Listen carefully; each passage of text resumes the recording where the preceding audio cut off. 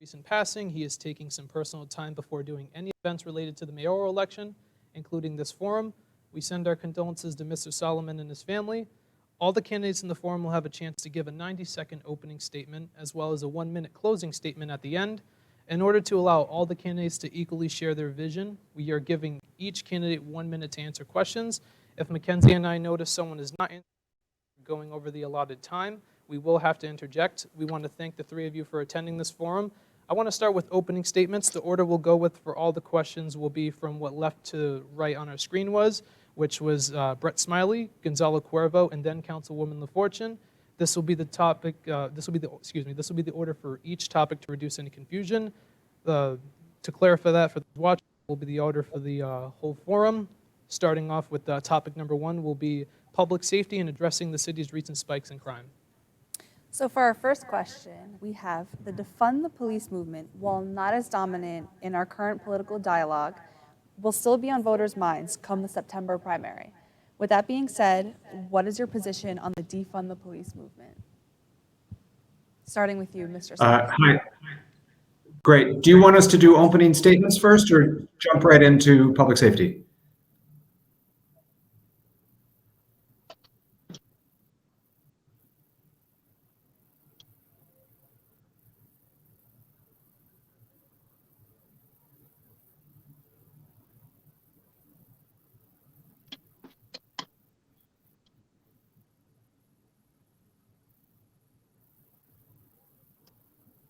Okay.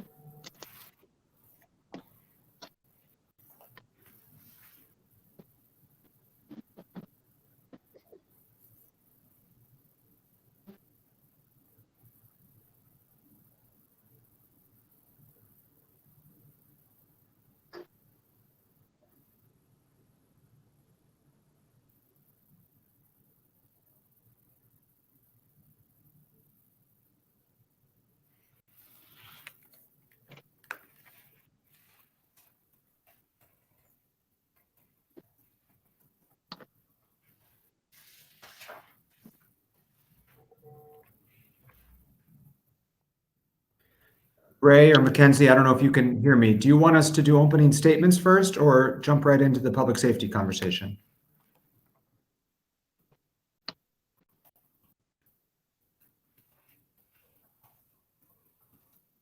Houston, we have a problem.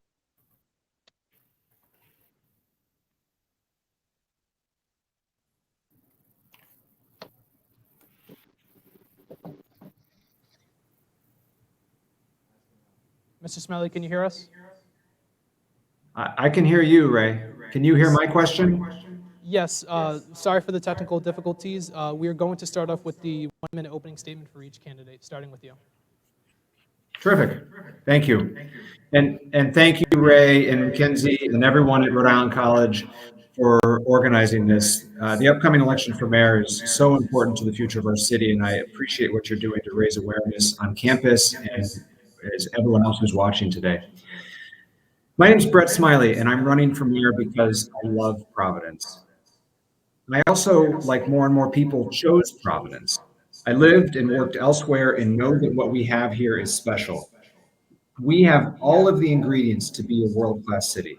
Vibrant, diverse neighborhoods, some of the best food and arts and culture in the country, thousands of small businesses and universities.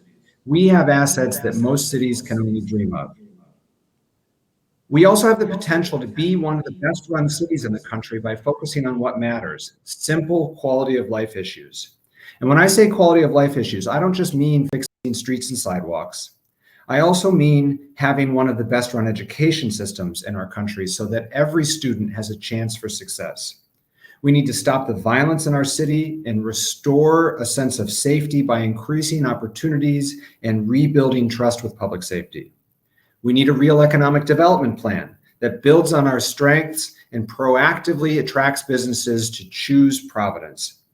I know that with my experience in state and local government, that I can actually execute on this vision and make Providence the world-class city that it has the potential to be. Thank you.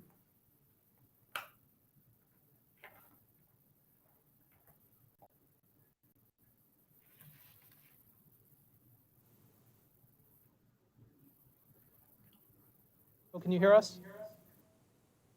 I can now. Mr. Cuervo, can you hear us? Yes, I can. We're going to go with you next for the opening statement. You have 90 seconds.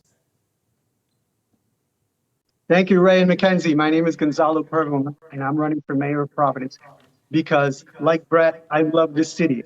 But what I know about Providence is that what makes Providence great is its people. The talent, the diversity, the breadth of knowledge, everything about Providence's people is remarkable. We have so much talent, we have so much potential, and we need to maximize that. I've spent my entire life working in this city, working on behalf of our communities, working on behalf of small businesses. I've been a community organizer. When I was 19 years old, I started on the South Side. Later, I opened a small business. I had a graphics and printing business that served other businesses in the area. Then I had the opportunity to become a nonprofit leader. I've worked at the city level, at the highest levels of city government. I was chief of staff to Mayor Taveras, and I went on and became Deputy Secretary of State to Secretary of State Nelly Gorbea, where I played an important role in making sure that our elections were fair, transparent, and also ensuring that people felt represented in their government and that they engaged in civic activity. What we need to do today is we need a mayor who has that breadth of experience and who has the administrative experience to get the city going on day one, but who also has a clear vision for where this city wants to go.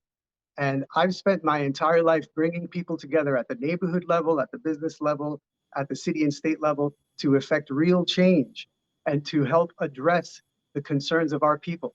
Our people are concerned about economic advancement. They're concerned about housing affordability. They're concerned about public safety, and they're concerned about the quality of our schools. These are issues that we can address, but we can address by working together, by leveraging the talent of our people. What makes our city Mr. great, Cuervo, it's leveraging been that 90 talent to work seconds. together. Sorry for the interruption. In order to give every candidate fair time, we're doing the 90 seconds for the opening statement. Moving on to Councilwoman the Fortune. Thank you, Ray and Mackenzie, for having me here. And thank you to the RIC community for inviting us for this debate. So my name is Nearville Fortune. I'm a councilwoman here in Providence. Providence is my home. Providence is where I'm choosing to raise my children. Providence is my heart. And so I'm running to be the next mayor because we need a mayor that has the experience. I've been a city councilwoman.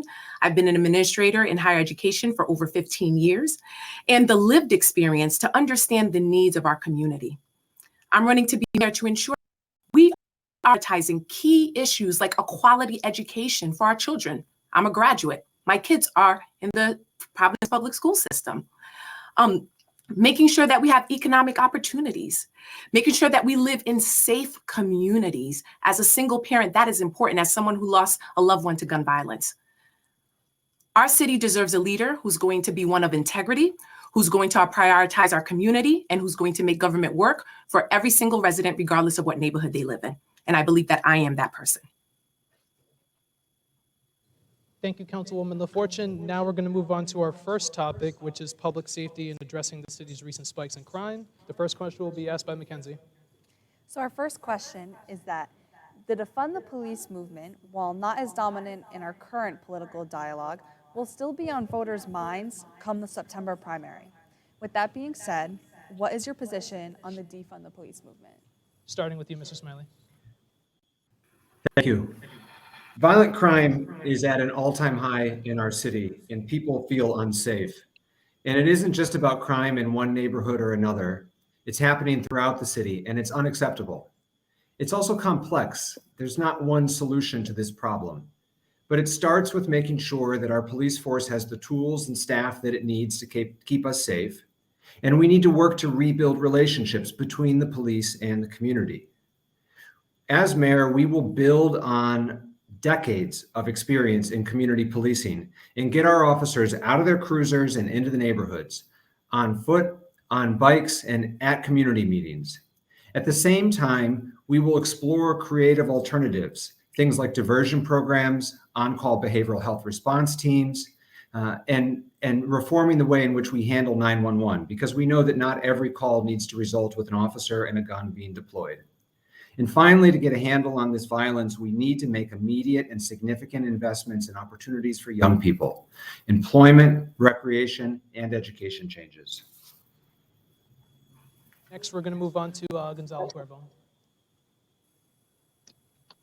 Ensuring the public safety is the mayor's top priority in any city. Any amount of violence is too much violence.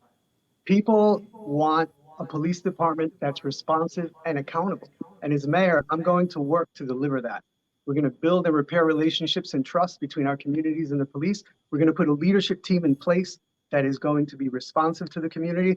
And we have experience in this. When the city initiated a very ambitious community policing program in the early 2000s, I was part of that team. I was communications director in that administration, and I worked closely with police leadership to roll out that program. And we were able to see what worked and what didn't work beyond the rhetoric, beyond the words. And what we need to understand is that making people safe is not just about hiring more police officers or expanding police presence. We also need to invest in our communities and invest in our youth, invest in mental health services, and create greater opportunities for growth so that our kids and our youth see options beyond getting involved in the slippery slope of crime. Thank you, Mr. Cuervo. And now we're moving on to you, Councilwoman the Fortune. Thank you. So I'm a parent. One of my main priorities, like any other parent, any other family in the city of Providence, is making sure that our family is safe, regardless of what neighborhood they live in. And that will always be a top priority. We need to make sure that we have a public safety infrastructure where we have community policing that's rooted in the community, where there are officers who reflect the people that they serve. They're not just coming to the meetings, but they're being trained. They're being hired from the city of Providence. We also need to make sure that we have an infrastructure where we can respond to crisis. So I've actually been working on a crisis response initiative, worked with public safety, behavioral health specialists in the community to implement a program where the city of Providence is launching, but also making the investments to prevent the crimes from happening. I've advocated to support our rec centers and after-school programs. We need to support our youth and have been a strong advocate of youth programming, youth job opportunities during the summer and year-round. That's public safety, is creating opportunities, ensuring that policing is rooted in the community, and being able to respond to nonviolent incidents without criminalizing people for mental and behavioral health crisis. Thank you, Councilwoman the Fortune. The next question, you often hear there is a push to reimagine public safety in the city. Often this leads to discussions, and some of this all three of you alluded to, is social workers responding to, say, a mental health or addiction crisis rather than a police officer. The money would have to come from somewhere. As mayor, would you or would you not propose a reallocation of police department funds to those reimagined areas of public safety? Starting with you, Mr. Smiley.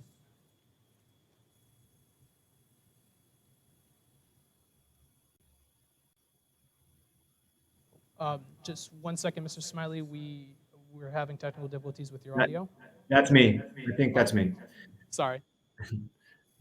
So I totally agree that creating a safe city and improving our public safety situation is going to involve and require investments in youth opportunities, mental health workers, addiction counselors, et cetera. But I believe that we can both provide adequate and appropriate police coverage and these investments.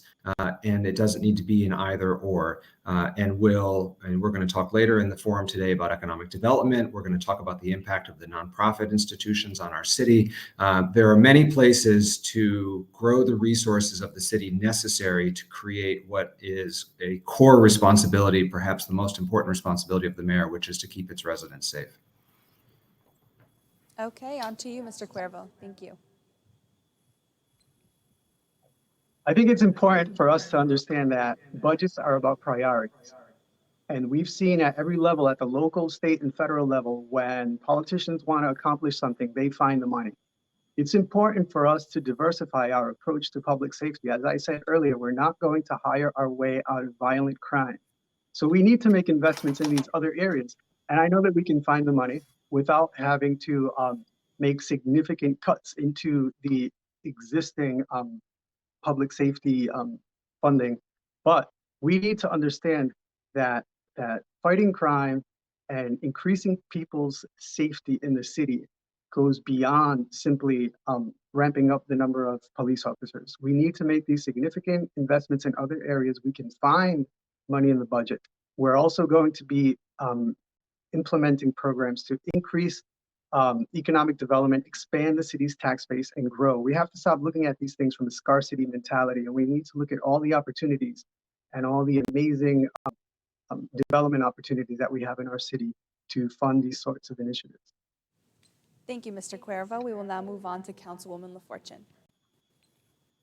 Thank you. So we're actually launching the Crisis Response Initiative in the City of Providence, which is something, as I mentioned earlier, that I worked on. And the City of Providence, Providence City Council passed the budget, which they did not decrease the police department. So that's proof that we can do it. We also, all these things are aligned. You need to invest in your neighborhoods. You need to make sure that you have an public safety infrastructure where it's rooted in community policing. And we also need to make sure that we're creating neighborhoods where people can thrive and feel safe. And those investments go hand in hand. That allows us to prevent the crimes from happening, but also responding to them. So the reality is it can happen.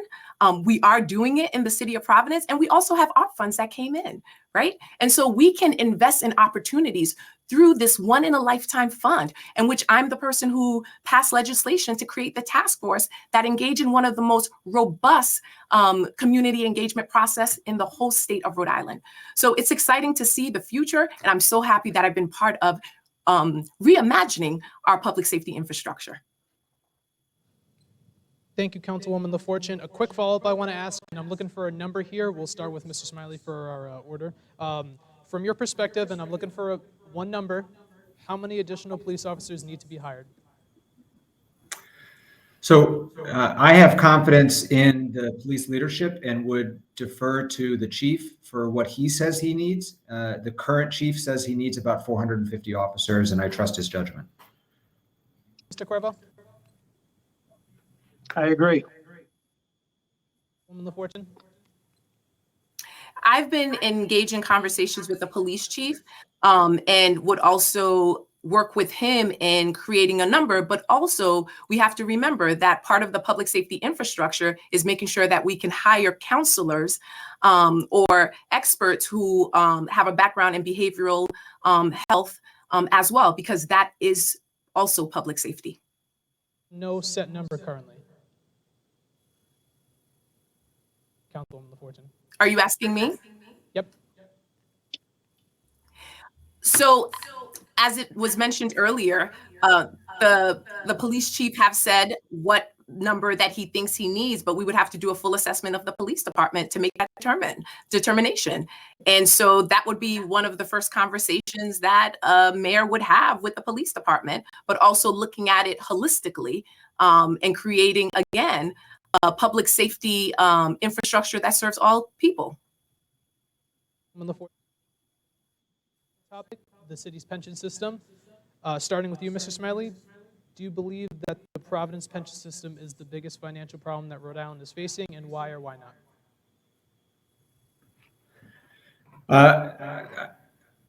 Perhaps the treasurer thinks it's the biggest challenge facing the state. It's certainly the biggest financial challenge facing the city. This pension crisis that we find ourselves in has taken decades to develop, and it was a result of previous mayors, a long time ago, agreeing to benefits that were never affordable and then skipping payments. And the rest of us are paying for those sins today. It's important to note, however, that our employees have always upheld their end of the bargain. Every 2 weeks when they get their paycheck, their contribution to the pension system has always been deducted. And these were mistakes made by mayors and council people of the past by not making contributions. But it is, in fact, the financial issue that's holding us back from making all of the other investments. But for this one-time federal money, which is one time and will soon be gone, we do not have the resources that we need to make all the investments that we've talked about today and on a variety of other topics because of the burden of this pension system, and it should be a top priority for the next mayor. Mr. Smiley, we will now move on to Mr. Cuervo.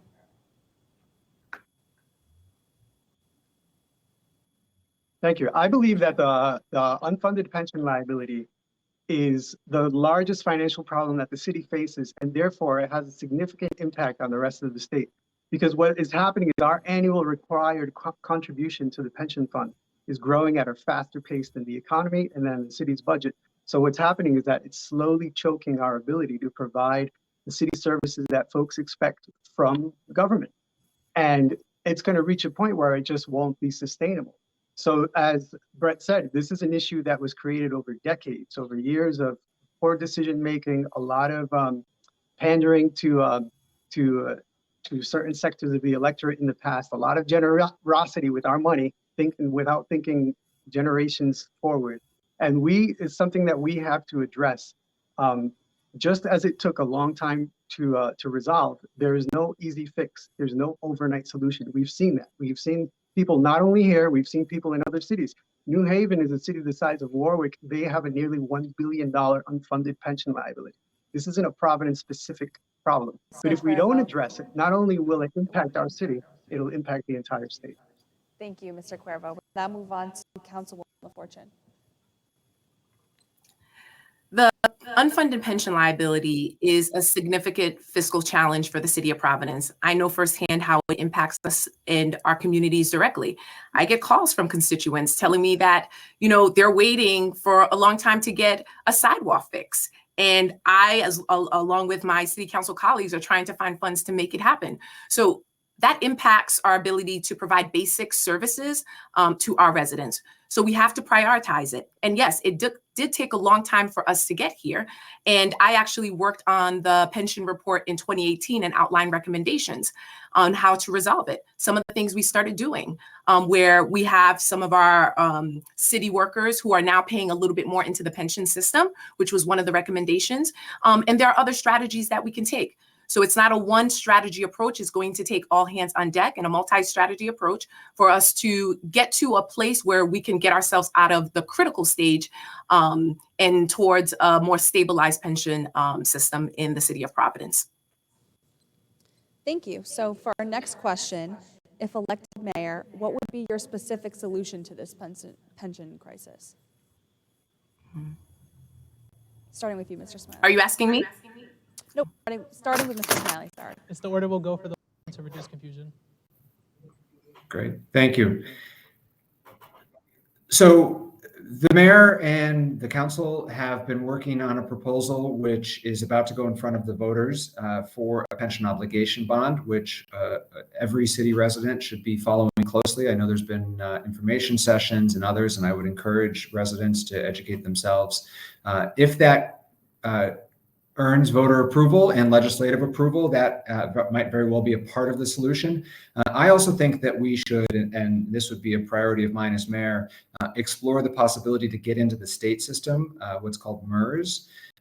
The state system is much more better funded. It's a much larger system. It would provide stability and it would prevent against a future mayor, none of the three of us who are here today, but some future mayor, from making the same mistake that got us into this problem in the first place, which is skipping payments or otherwise agreeing to benefits that are reckless. And that would be my priority.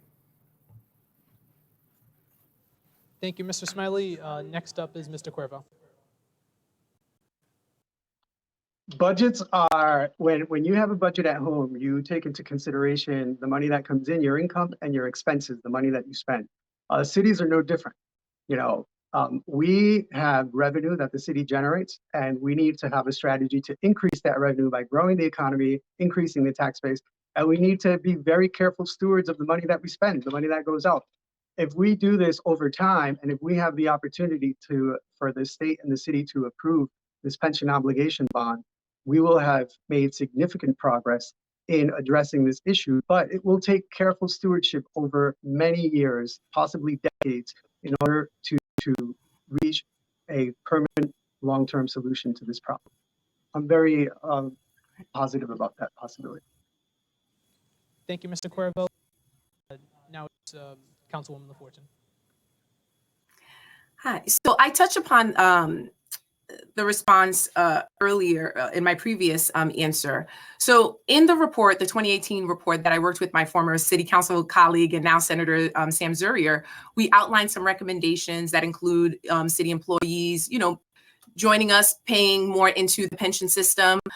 We also had a recommendation to eventually transition into the state pension system, but we also have to remember there are retirees. We have to make sure that we're continuing to pay out their benefits to them because they work hard for that. But this pension obligation bond would bring us up automatically because right now we're at about 23% funded, which is very low. And if we were to take advantage of this pension obligation bond, it would bring us up to over 50% funded. And so this is an opportunity for us as leaders, and I've been doing this, making sure that we're educating the community. I've done it through my community conversation, where last year we talked about how we got here, and we just recently had the first citywide community conversation about the pension obligation bond, because it's going to be the public who's going to make the decision once legislation is passed at the state level. But we need to take action because we can't allow the pension to continue to be unfunded. The minute is up. Sorry, we have to stick with that Thank you. time to make sure every candidate has a fair chance to give their vision for running the capital city of the state. Mackenzie's, we're going to move on to topic 3, which is education, and this will contain things like charter schools and state takeover. Okay, so for our first question under this topic, it's a known fact that Providence public schools have been failing for decades and subsequently has increased demand for charter schools by parents and students. In what ways could the Providence public school system become competitive with these charter schools? Starting with you, Mr. Smiley. Great. And Mackenzie, you're right. The city's school system has been letting down students for decades. I'm the product of great public schools, and every student deserves that same opportunity. I also was a supporter of the state takeover because something dramatic needed to be done to change the trajectory and the outcomes for our students. Unfortunately, soon after the pandemic hit, the takeover never really had a chance to take off. So as mayor, I'm going to work to hold the state accountable for the progress of this takeover and be the biggest advocate for our families and students. I'll also fight for high quality schools, including high quality charter schools. There have been limited examples of success where we've taken what's working in the charters and applied them to the public school system.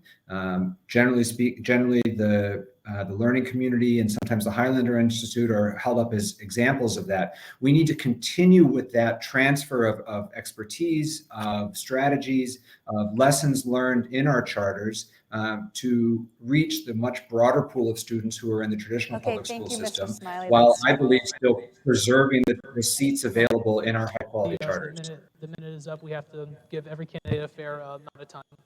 My apologies.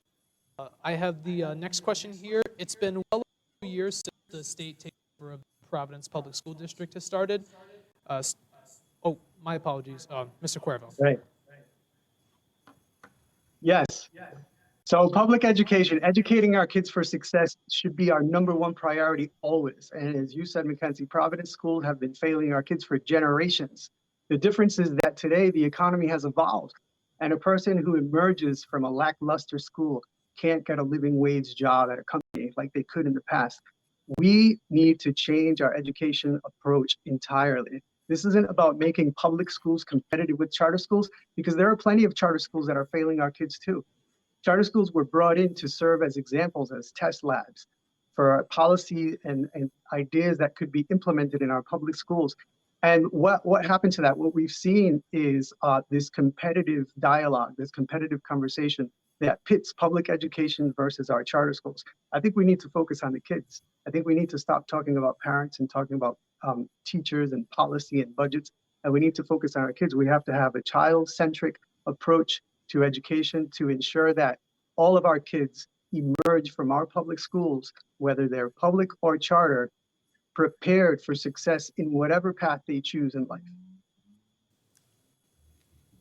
Thank you, Mr. Cuervo, and now Councilwoman the Fortune. Yeah. I'm a mother, so this impacts me directly. I'm also a product of the Providence public public school district. And I will say, I'm here today because it was a teacher who drove me to college. It was a teacher who encouraged me to apply to college. And so our schools should be a priority. We should be investing in our schools and making sure that we set the conditions. The takeover, many of us, like myself, many parents thought that this was an opportunity for us to work with the state to get the tools and resources to truly transform our schools. But it's been a disaster. My daughter's school alone has had 3 administrators in the past 4 years. We need continuity. We need to have a comprehensive educational plan, and we need the tools and resources so the Providence School District could rise up so that we can make sure that our kids have the opportunity to be successful. It shouldn't be done in silos. I'm one of multiple examples. How about if we set the conditions so that all of our students could thrive? And we need a mayor who understands education. I have a background in urban education policy and do the work like I have done and other people within the community. Thank you, Councilwoman the Fortune. It's been well over 2 years since the state takeover of the Providence Public School District has started. Starting with you, Mr. Smiley, would you describe the state's management as a success or failure, and how much longer do you foresee this going? And Ray and Mackenzie, just so you guys know, we can't see your red or yellow cards, so that might be a little bit of a challenge with the timing for your reference. We can hear you, but can't see the cards. I would describe the takeover as certainly unfinished and incomplete. As I mentioned a minute ago, I think the state has the ability or the potential to make changes the city can't to improve outcomes for students, which is all we should be focused on. I think much of it's related to the pandemic. Just when we were getting ready to get started, everyone became focused on remote learning and how to keep students and parents and teachers stay safe. And so it's certainly incomplete. And to, as mayor, holding Rhode accountable and to the promises that were made for the changes that we need to see in the schools to improve outcomes for our students. Thank you, Mr. Smith. Mr. Cuervo? I believe the state takeover of the Providence Public Schools has been a disappointment. And I understand the challenges that have come with the pandemic, which nobody was expecting. But I think that we had the opportunity to make substantive policy changes at the state level. We had the opportunity to bring stakeholders together like other communities have done. For example, a decade ago in Lawrence, Massachusetts, they had a successful takeover where they brought everybody together to move forward. And I've seen firsthand, last year I had the opportunity to serve as a substitute teacher at Mount Pleasant High School. And I saw the low morale among students and among educators that feel that they've been kind of trapped in this Byzantine process where nobody really knows who's in charge or who's calling the shots. We need to move beyond that. We can spend the rest of our time pointing fingers, or we can work together to build a substantive plan that brings all stakeholders together, particularly students and parents who have lost their voice in this process, to improve our public education. Thank you, Mr. Cuervo. And now Councilwoman the Fortune. Yeah, so the pandemic illuminated the disparities that has existed in our educational system, not just in Rhode Island, across the nation for quite some time. We have students who did not have access to internet today. We need to be able to provide our kids with a 21st century education. That means that they need the tools and resources, and the teachers should be able to have the tools and resources to also educate them. So we need to make sure we set the conditions. Our buildings need to be in good condition so our kids can learn in. All of our kids should have access to internet at home and resources at home, training opportunities, and also paying our teachers fairly, because it's a tough job, and creating a pipeline like the teacher residency program in Massachusetts that has produced, teachers from diverse backgrounds who stay within the field for quite some time. But we need to prioritize the people it impacts first. That is the students and the families and the teachers, and have them at the table making decisions. I went to meetings. I provided input for the turnaround plan. We need to be part of the decision-making process and give the school board the autonomy to be the governing body for the school system. Thank you, Councilwoman the Fortune. As a little bit of an icebreaker, we're going to do a lightning round. This is going to be a few short yes or no, in favor of or opposed to questions before we go into the next topic. If these are longer, I do have to interject, starting with you, Mr. Smiley. A couple of state legislators who represent Providence in the General Assembly are going to introduce a bill to allow the city of Providence to be able to tax institutions like Brown University, Johnson & Wales, Providence College, etc., that have a non-taxable status. Do you support this idea, yes or no? Yes. Mr. Cuervo? Yes. Councilwoman the Fortune? I actually passed the resolution to assess the pilots, so yes. The next one for our lightning round, I'm going to preface this for those watching. This is about LEOBOR, which is the Law Enforcement Officers' Bill of Rights. Starting with you, Mr. Smiley, are you in favor of or opposed to repealing LEOBOR? I support reforming it. Mr. Cuervo? In favor. Councilwoman the Fortune? I support repealing it. Moving on with our lightning round, the current mayor, Jorge Lorza, will be term limited, and come January 2023 will no longer be mayor. He served 8 years as the chief executive in the city. I'm looking for a letter grade here. On a letter grade scale from A to F, what would you grade the mayor's performance over the last 8 years? Starting with you, Mr. Smiley. I don't grade elected officials, but I think the mayor has many accomplishments to be proud of and has led an ethical administration just like he said he would. So no letter grade? No letter grade. Mr. Cuervo? He's been an ethical steward of our city, and there are many unfinished things that need to be addressed. And no letter grade for you as well? No. Councilwoman Fortune? Well, in order to provide a letter grade, we would have to have a rubric, which we don't have a rubric to be able to fairly assess him. It's tough being a mayor. It's tough being an elected official in a city, in any city. And so there are definitely things that he has done well. He's been a person of integrity and ethics. And, you know, there are things that have been quite challenging. So no letter grade from me as well. Let's go with the B for comedic reasons. This one will allow a little bit of elaboration on. 2023 will see a new mayor, as well as a new city council president. Starting with you, Mr. Smiley, in your opinion, what characteristics will be most important for the next council president? So even though we elect council people by wards, I think it's important that the city council person be concerned with the city as a whole and take a citywide view to their responsibilities. I would be looking for someone who's interested in being a partner with the administration to tackle some of these very difficult challenges. And with the potential for there to be so many new council people, perhaps 10 out of 15 will be new, mentoring and developing council members to perform in what might be a first-time elected office for them will also be critical, so that we can have a real partner in the city council from the mayor's office.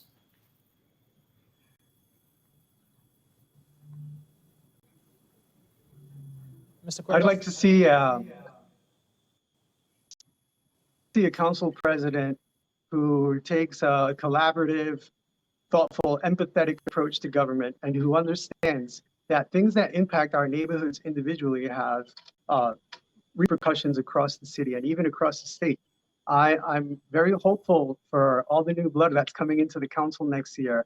And I'm looking forward as mayor to working closely with the new council president and their 14 colleagues. Councilwoman the Fortune? So I've been a councilwoman for almost 5 years, so I've seen firsthand some of the challenges. The council, a council member is a representative of their community, but as a collective body, we represent the whole city of Providence, and they're the legislative body for the city of Providence. So it's important that the council president, the whole council, is able to collaboratively work with the mayor, have a shared vision for the city of Providence, because the vision that the mayor might have, we need council to be able to pass legislation to support it, and the funding to support those initiatives as well. So it's collaboration, ethics, integrity, and also most importantly is doing things, but always putting the residents of Providence first. Moving on to the next topic, we're going to cover economic development and attracting businesses to the city. Kenzie? So for our first question under this topic, with businesses suffering the effects of the pandemic, what can you do to provide support and relief for businesses that are facing severe financial burdens and staff shortages? Starting with you, Mrs. Smiley. Thank you. I think we can all agree, hopefully all the candidates can agree, that Providence needs a real economic development plan, which is something that we've been without for too long. We have relied too heavily on the state to do the city's work for it. And I can speak firsthand as Governor Raimondo's chief of staff and the state's director of administration. Much of the economic development in the last 8 years has been driven by state action, and we need to take our fate into our own hands. It's particularly true, as you point out, Mackenzie, through the pandemic. Our local businesses have been hard hit, and many of the programs at the state level are geared towards bigger businesses or are certainly spread out statewide. And so I think it's critical that we invest in our small businesses, in our neighborhood businesses, that we create supports for our strong neighborhood commercial corridors, everything from facade improvements to plantings to a cleaner, safer commercial district so that these businesses can thrive, and to work with private partners like banks to ensure that our businesses are not cut out from locked out from the other programs that are available to other businesses, particularly disadvantaged or minority businesses. Thank you. Moving on to Mr. Cuervo. We certainly have many opportunities going into this new year to support our small businesses and improve the economic climate in our city. You know, we have an influx of ARPA funds that can be steered appropriately to invest in many initiatives, not only in our downtown, but specifically in our neighborhood commercial districts. Many of our neighborhood commercial districts that thrived throughout the 20th century have been left in abandonment and left to their own devices. We have great opportunity to create local small business development, which will create local jobs and increase our tax base at the local level. We can do this. We have unbelievable corridors like Charles Street, Cranston Street, Smith Street, so many opportunities for us to develop localized economic development. But the other thing we need to do is we really need to reform and improve our regulatory environment. You know, I hear this all the time when I'm out there talking to small businesses. They tell you, the permitting process is difficult. Licensing is difficult. There are a different set of rules for every situation. It's very unpredictable. We can turn this around and we can improve the environment for our small businesses, which will have a direct impact on our local economy and our tax base. Move on to you, Councilwoman the Fortune. So my great uncle Saul, he had a small business in Providence on the West End for quite some time. And after school, when I was a kid, I would hang out with him. But he also had to shut that small business down because he didn't get he couldn't find the resources that he needed to be able to be successful. We need an economic plan for the city of Providence, but we also need to have an office within the city that support our local businesses. They are the heartbeat of our community. We should be investing in our neighborhoods. We should also be thinking about ways to not only support our local businesses to help them expand or grow, but also a mechanism to attract new businesses to the city. I mean, look at a corridor like North Main Street. Since 2019, I've been working on, really redeveloping that underutilized corridor, which has one of the most active transit lines in the state. And we've been engaging community conversations. We've done assessments, and hopefully we can move forward in creating a robust corridor where we can bring jobs, we can bring mixed use development, housing to address our housing crisis, but also pathways for people. And our procurement process has to change so it could be more equitable and minority owned businesses can have access to these opportunities as well. But we need to start with making sure we have the infrastructure within City Hall to support our small and local businesses. Thank you, Councilwoman the Fortune.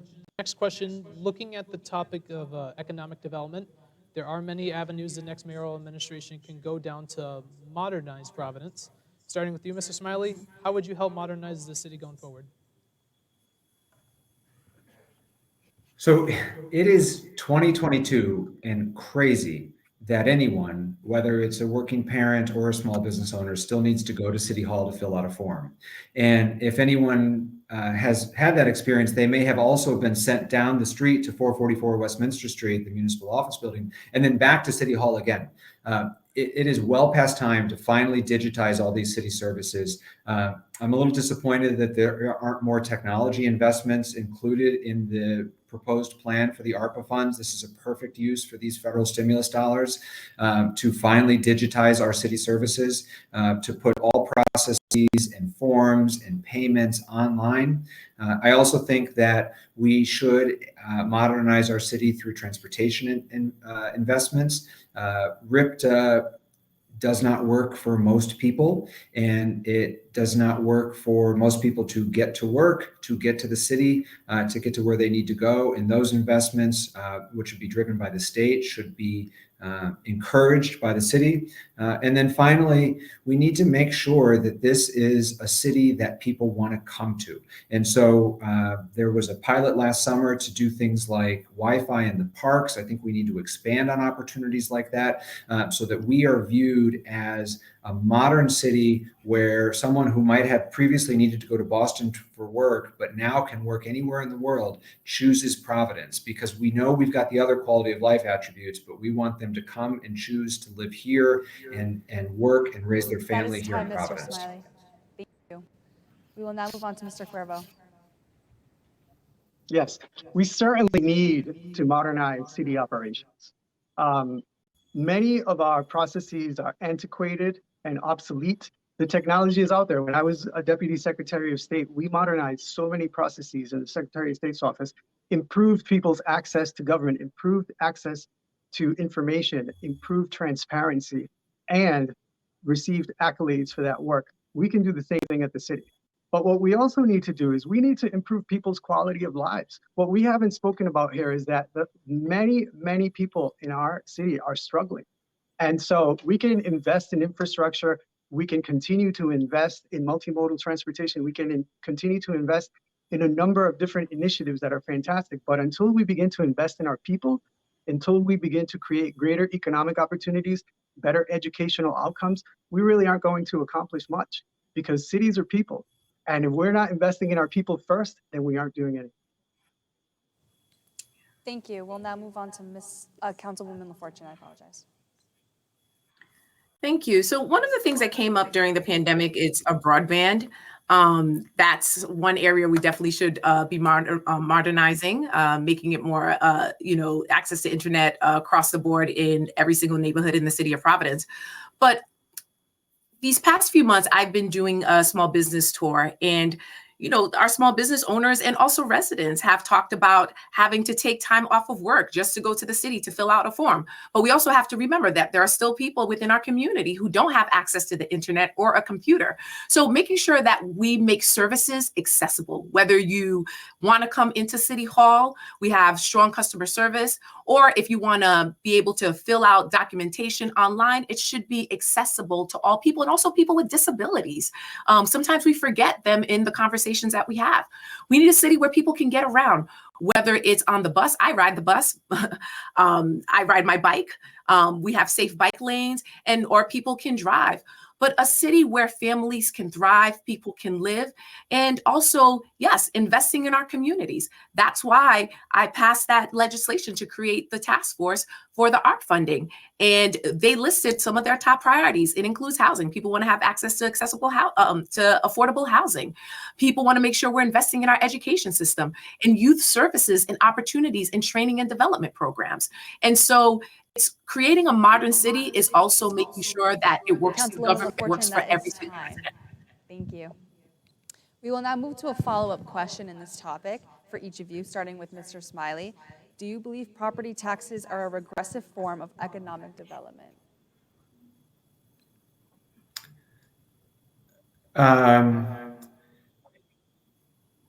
No, I think property taxes are how we fund government, and I think the city's made great progress in being competitive with our residential property taxes, Our commercial property taxes are still not competitive. And because we rely so heavily on the tax stabilization agreements, there is an unfairness that's created in that new developments get subsidized or discounted commercial taxes, and businesses, local businesses that have been making a go of it for years or decades, pay full boat, and that sometimes feels very unfair. But I don't think regressive is the right word. It's how we're funded as a city, and it's not unique to Providence.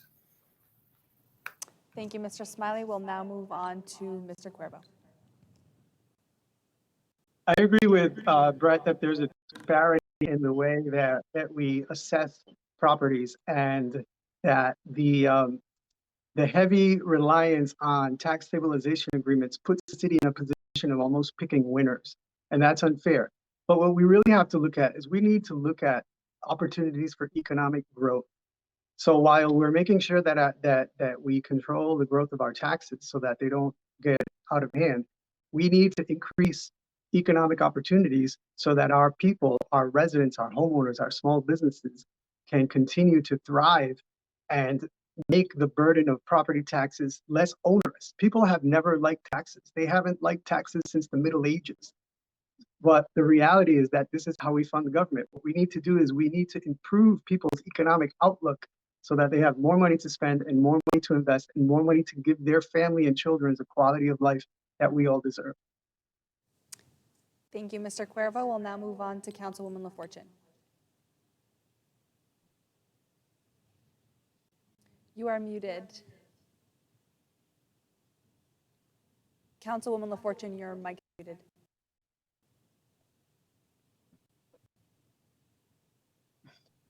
Councilwoman the Fortune, I think your mic is muted.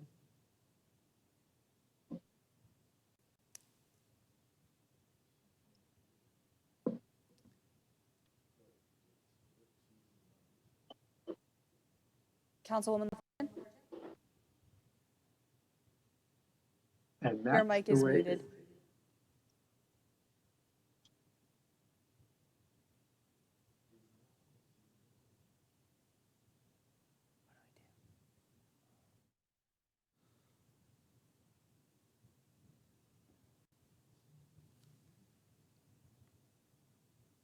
Councilwoman the Fortune, can you hear our audio? We can't hear yours. We think your mic is muted. Sorry, was I on mute the whole time? Yes. Yes. No worries. We'll All restart right, it. I'm so sorry about that. No worries. All right, thank you. All right.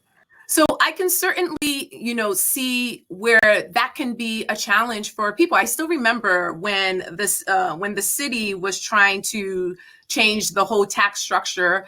It's because the valuations, were sent out to people's homes, and you have folks who are on fixed incomes, but they still have to pay the same property tax if their house is valued the same amount as their neighbor, but they're not making the same amount of money. So in order for it to work, we need to make sure that we're able to deliver quality services. That means quality education for our kids. That means making sure that we're picking up the trash on a regular basis. We're fixing up the potholes in the sidewalks. We're ensuring that people have access to transportation. We certainly can reevaluate the processes and also create a more equitable process. And that includes looking at our nonprofits. I introduce and pass legislation to do a full assessment of the pilot program. So it's creating more equitable standards and processes, but also making sure that we deliver services to our residents and making sure, again, government works for all residents, regardless of what neighborhood they live in or what tax bracket they fall in. Thank you, Councilwoman the Fortune. Moving on to our next topic. This one's going to talk about how does each candidate envision higher education institutions as roles in the city. Starting off with our first question for this topic, students that receive a degree from a public higher education institution like RIC are more likely to contribute to the local economy and workforce. This means they have an important role in Providence, the state's capital city. Starting with you, Mr. Smiley, if elected mayor, how would you work with higher education institutions to ensure students are provided with the education and skills to advance in the workforce and contribute to the local economy? We'll allow a little bit of elaboration because it's kind of a loaded question. I understand. Yeah, the institutions of higher education, public and private, are part of what makes Providence special and economically competitive and a place where people want to live. And you're right, they are a driver of training the talented young people, some of whom are from here and many who come here. And so, I'm really focused on making sure that those graduates stay and helping build meaningful connections so that when they do graduate, they choose to stay in Providence.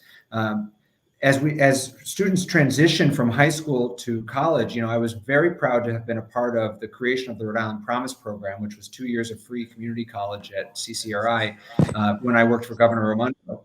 And I think that Rhode Island College deserves our attention next as a place where we can better align degree programs with high demand, high wage, high skilled jobs that are hard to fill, so that we can have some assurance and that our students can have some assurance that when they graduate, there'll be a good job waiting for them.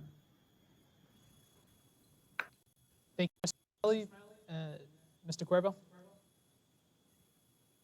Ray and Mackenzie, you rightly say that a lot of students that go to RIC and URI tend to stay local. What we should be doing is we should be creating a continuum of support through high school, those who choose to go to CCRI, those who choose to go to RIC, supporting them throughout this process.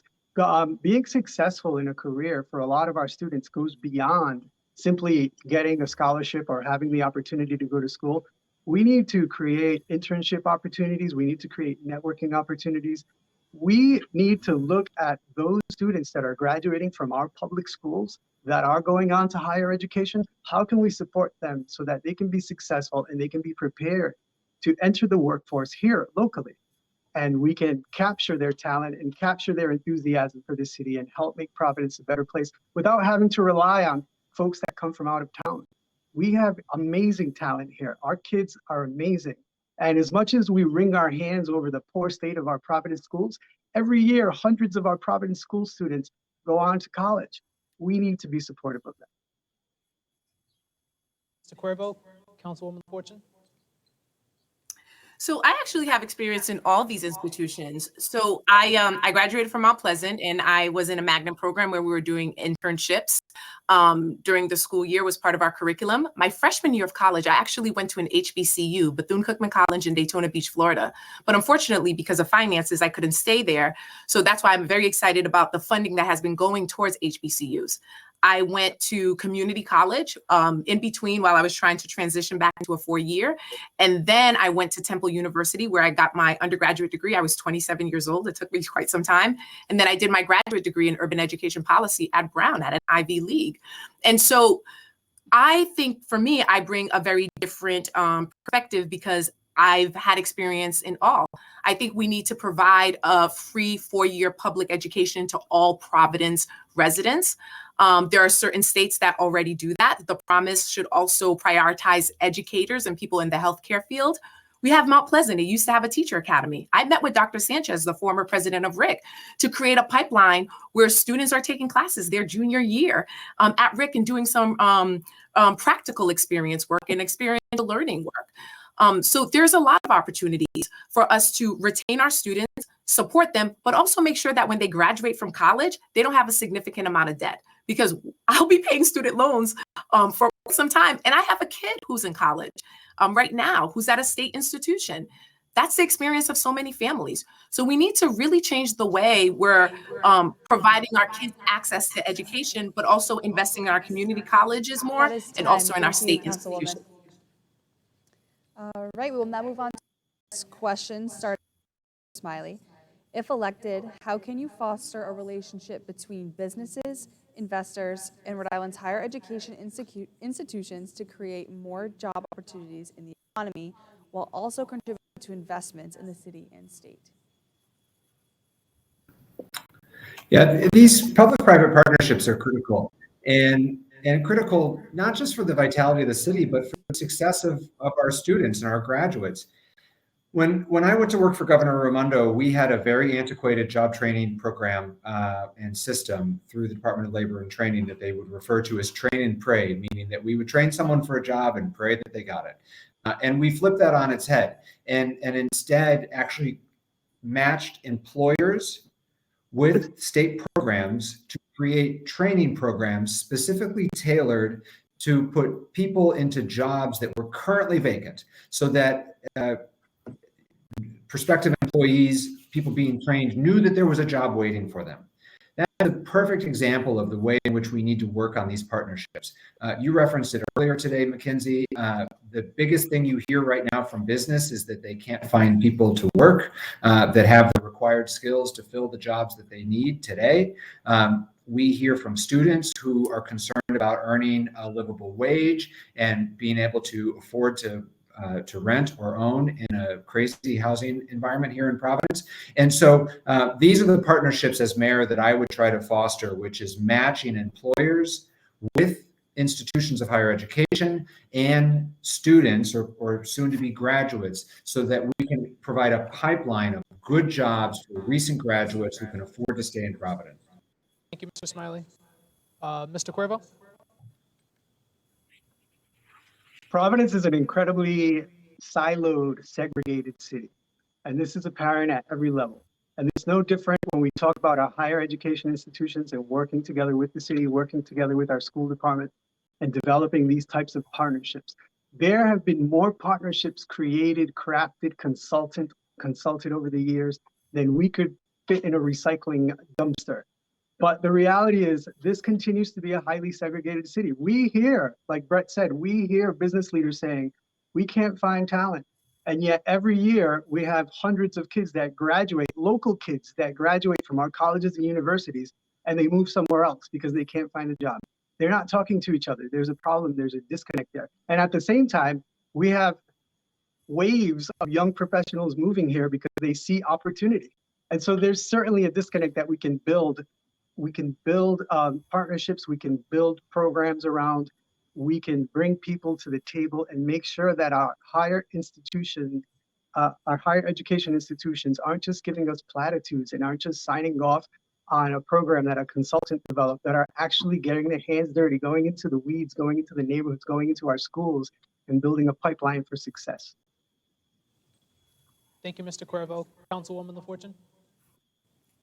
Well, that's actually the work that I do in higher education, creating pathways and opportunities for our underserved, marginalized communities. I built a program, worked with faculty members and other entities to build a program to create a pathway for students who normally would not have access to internship and top tier research opportunities. But some of this stuff is already being done in Providence right now and in the state of Rhode Island through Skills RI, Building Futures, amongst other programs. We could also tap into our restaurant and hospitality industry to create pathway opportunities.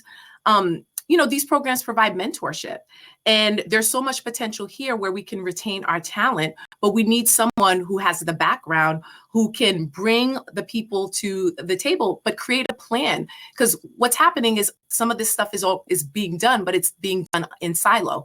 One of the things we talk about in higher education is that hidden curriculum. And the people who don't have access to the hidden curriculum are people of marginalized communities because the skills and the talent is here, but they just don't know how to access it.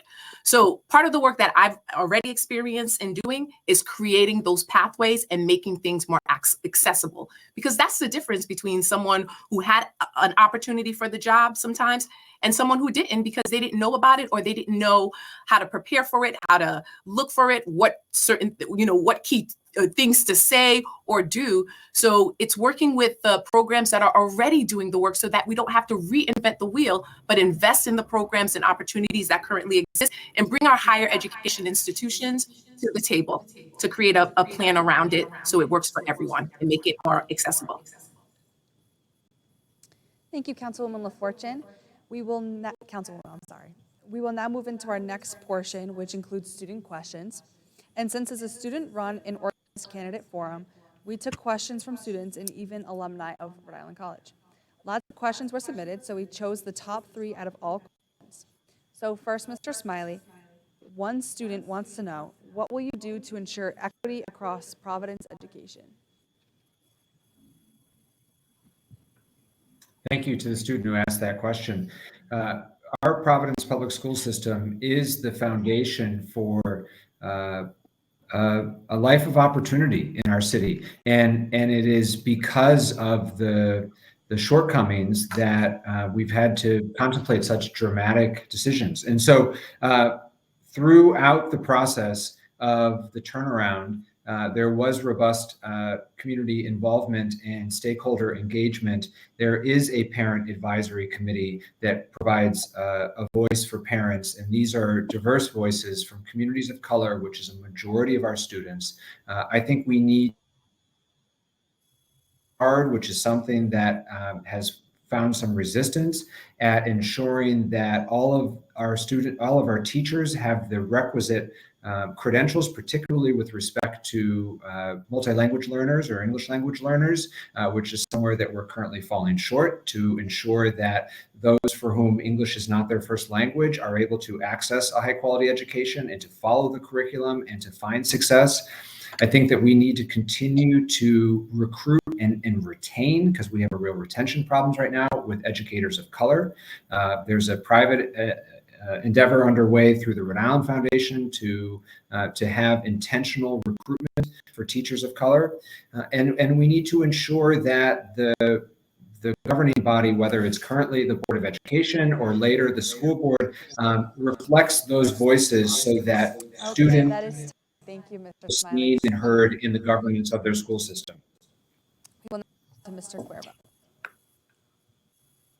Yes, our schools are ripe for revolution or reform.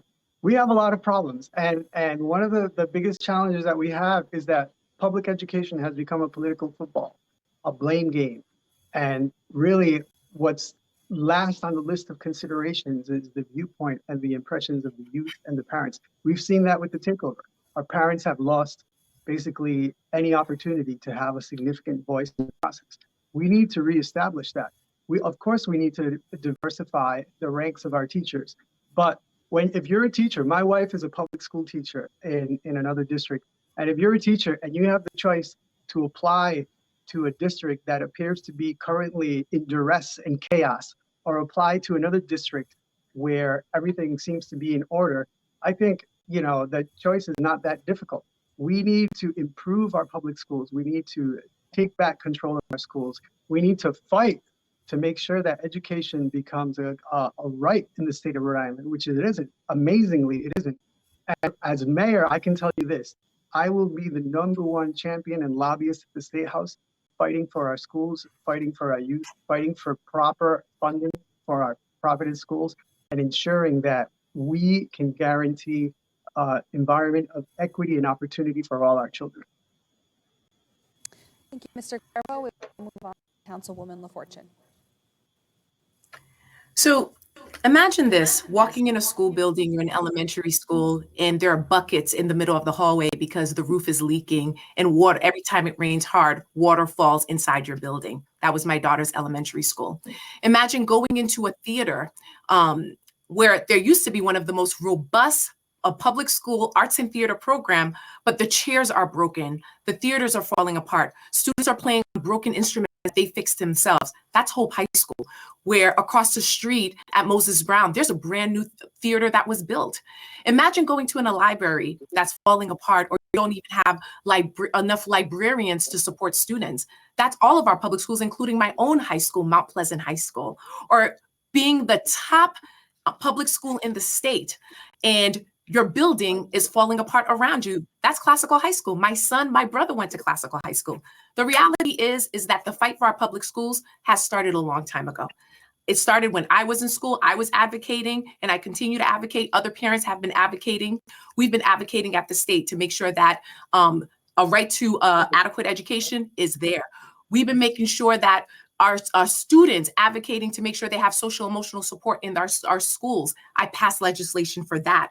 We've been advocating for our teachers to be able to get certified and to be English language learner teachers. We've been advocating for funding goes towards that.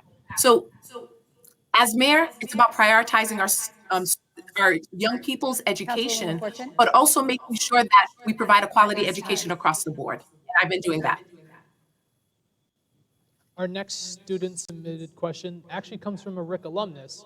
Sort of relates to one of our lightning round questions, assuming this is under the scenario no legislation passes, like we had mentioned about the Brown University legislation to allow the city to tax them. Starting with you, Mr. Smiley, as mayor, how will you put pressure on colleges like Brown University to pay more money to support the city of Providence? So the impact that the nonprofit institutions have in Providence is massive.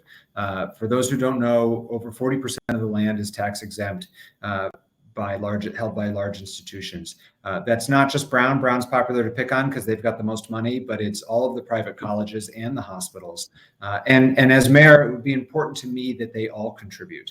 The hospitals are often left out of the conversation, but they have a dramatic impact on our city, particularly on South Providence, and consume a lot of services. I look forward to working and negotiating with the leaders of these institutions for the renegotiation of what's called the pilot agreement, payment in lieu of taxes. That was negotiated 20 years ago under Mayor Cicilline, the first pilot agreement. That expires this summer. And I think in order to be successful, we need a mayor who has experience with these high stakes, multi-million-dollar negotiations, which through my time at both City Hall and at the State House have been able to participate in and lead similar negotiations in the past. Thank you, Mr. Smiley. We'll now move on to Mr. Cuervo. Yeah, I think it's important for us to hold everybody to a higher standard. That includes our institutional neighbors in the city. Yes, they bring a lot of value to our city. Yes, they bring prestige. They bring economic impact. But they cannot be successful without us, and we cannot be successful without them. We're tied at the hip. So what we need to do is we need to look at examples of other communities that have been successful, and we need to continue dialogue. We need to look at different opportunities to collaborate. We need to have them pay their fair share when it's appropriate. And I agree, we need to revisit the pilot program, but there are other opportunities for them to collaborate as well. As we said earlier, there's opportunities for them to play an active role in our schools, in the development of our youth. You know, a lot of these institutions have a hard time imagining that they're going to write a blank check to government, but there are many ways that they can leverage their resources and their talent and their people to support us. But we need to have everything on the table. And I'm very encouraged by what we've seen in New Haven, the relationship between New Haven and Yale University, which similarly is a symbiotic relationship that has been evolving and developing over time. And they recently made some significant strides in improving the way that Yale supports students. Thank you, Mr. Cuervo. On to Councilwoman the Fortune. You know, as I mentioned earlier, I've been proactive on this matter. I passed, legislation for us to do a full assessment of the pilot programs because I knew that would be expiring in a couple of years, and that was about over a year ago, in which I did that. You know, I've been working in higher education for over 15 years as an administrator, and we can definitely see the benefits of having nonprofits in terms of providing healthcare services to our community, providing an education, whether it's through summer program opportunities. I went through Brown Summer High School. I know many people who've gone through that program as a high school kid in Providence, amongst other programs. But, you know, one of the things I have brought up is also the opportunity to share data. There's so much that we can partner on to address some of our top issues, including education. If we have a program like Brown Summer High School or a summer program at Rig or URI, you know, we should be sharing data with the district to prioritize students who might experience summer learning loss. We can create an apprenticeship program through the Teacher Academy at Mount Pleasant High School. I've talked to Frank Sanchez. I've talked to the president at Brown. I've talked to other institution administrators. We can also create a apprenticeship program within the food and hospitality industry with Johnson & Wales. There's so much potential here. There's so much opportunity to cultivate skilled individuals who will live and contribute to the local economy, but also ensuring that they're paying their fair share and that we have an equitable system. But I've been doing the work because this we need them to prioritize these things, not tomorrow, Okay, but have it's already time. started Thank you, prioritizing them. Councilwoman. And for our final student-submitted question comes from another current student, starting with you, Mr. Smiley. They want to know where each of you stands on selling Providence water to a private company. I oppose selling Providence water to a private company. Our water system is one of the best in the country, and there is a long history of privatization of what is a basic human right going poorly. And so I don't support privatization, and I don't know that it's really being actively considered anymore by anyone. Well, now,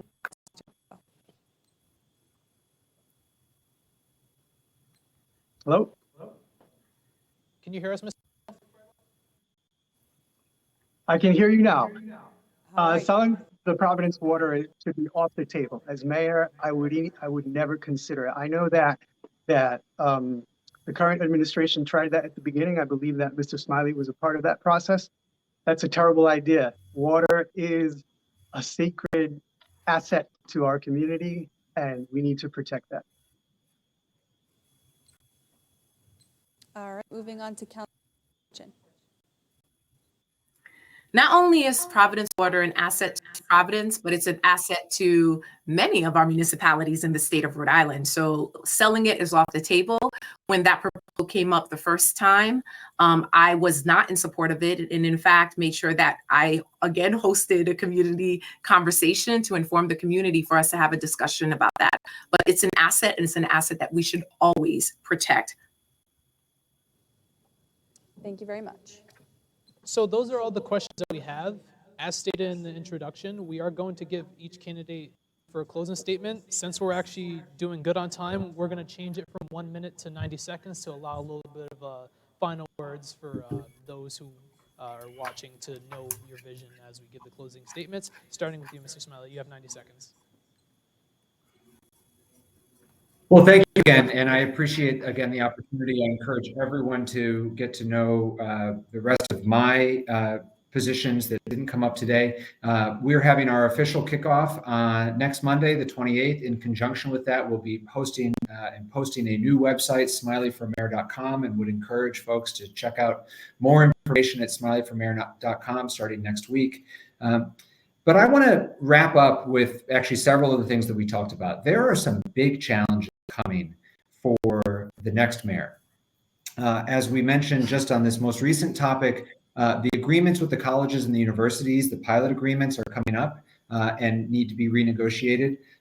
We talked a lot about the pension today. There was a pension reform or suspension of certain benefits that was accomplished under Mayor Taveras that expires next year. And then, as we've referenced a few times, there was a huge infusion of federal cash that came last year that will all be spent. These three things could create a real crisis, but I believe can create an opportunity if we have a mayor who knows how to tackle the challenges that we're facing. I was Providence's first chief operating officer. I was Governor Raimondo's chief of staff, the state's director of administration. I'm the only candidate who's ever managed budgets or personnel at this scale. I'm the only candidate who's ever negotiated a labor contract. And I am confident that I am ready to lead on day one who can help actually transform this city into one of the best run cities in the country and a true world-class city. Thank you very much. Thank you, Mr. Smiley. Moving on to you, Mr. Corbett. Yes, thank you, Ray and Mackenzie. I appreciate this opportunity. And I will say this, the voters of Providence have a fantastic variety of people to choose from to be the next mayor of Providence.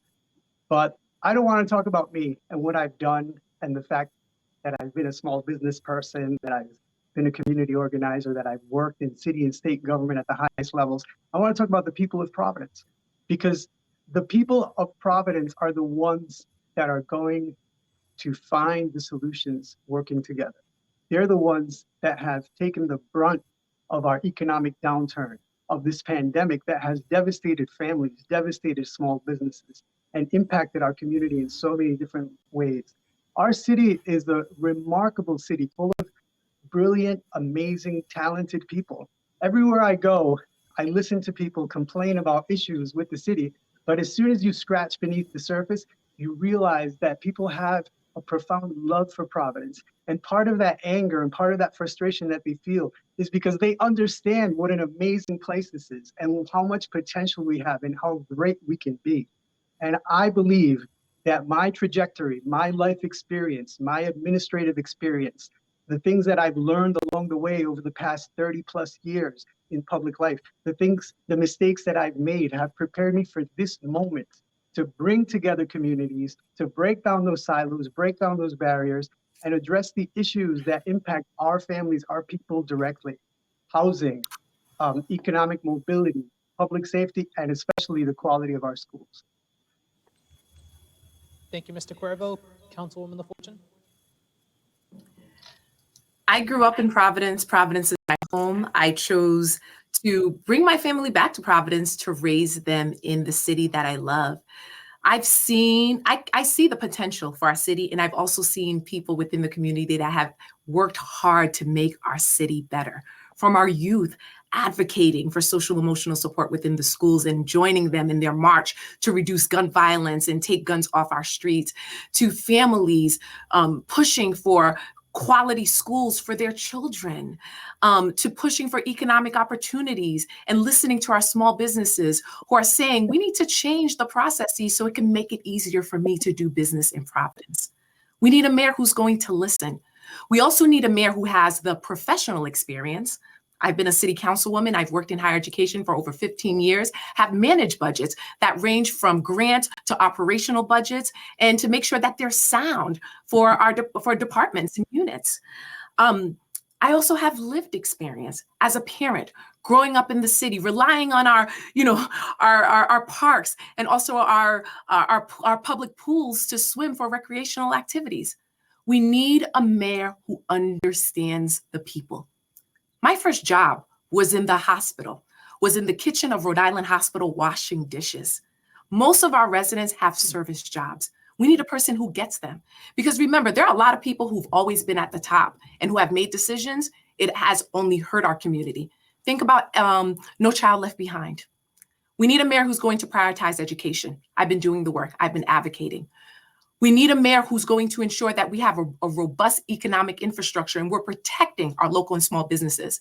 I worked to pass legislation, even at the state level, to protect our small businesses from third-party delivery services. We need a mayor who's going to focus on creating a resilient city, but a mayor who's going to ensure that government works for all people, regardless of what neighborhood they live in. And I'm that mayor. So join Team NIRVA and go to votenirva.com and join me. Because we need a mayor for our city, our future. Because we are tired of the status quo. That is time. Nothing Thank you, gets Councilwoman. done. Thank you. So that is all the time we have for this forum today. We want to thank all the student organizations for sponsoring and helping organize this forum. And again, we want to thank all of the candidates for agreeing to partake in this forum. Thank you, Mr. Smiley, Mr. Cuervo, and Councilwoman La Fortune. If you missed any of this forum, we will be archiving it on Anchor TV's YouTube channel. We hope that the RIC community is now informed of the vision that each of the candidates has for Rhode Island's capital city. Thank you so much for watching this forum, and we hope to do more like this in the future. I'm Mackenzie Raymond, and that's Raymond Bakari. Thank you, and have a great afternoon. Thank you. Thank you.